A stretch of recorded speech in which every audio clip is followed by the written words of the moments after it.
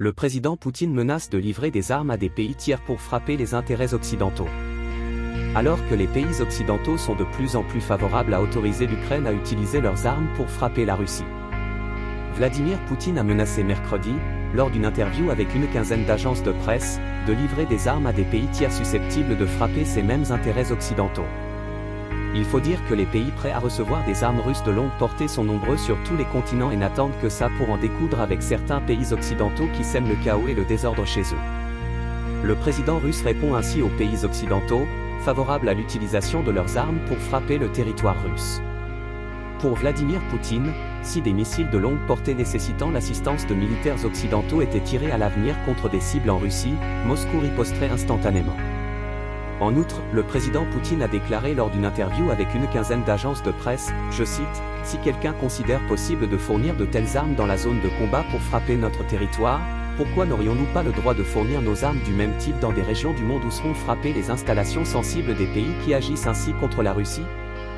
Il faut rappeler que certains pays de l'OTAN, dont l'Italie, restent opposés à l'utilisation de leurs armes en territoire russe, notamment des missiles longue portée de haute précision, craignant une escalade du conflit. Par ailleurs, le président russe a aussi réaffirmé qu'il n'est pas naïf et qu'il sait que des instructeurs militaires occidentaux se trouvent déjà en Ukraine, et y subissent beaucoup de pertes, une véritable hécatombe. Pertes sur lesquelles les États-Unis et les États européens préfèrent garder le silence afin de ne pas affoler leurs opinions publiques.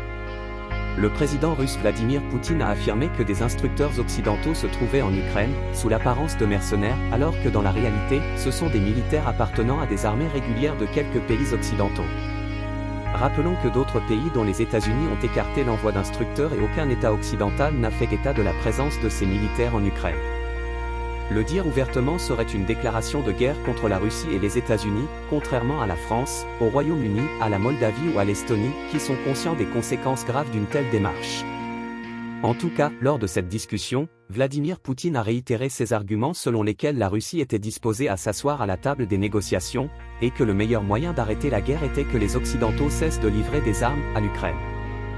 Fournir des armes à une zone de conflit est toujours une mauvaise chose.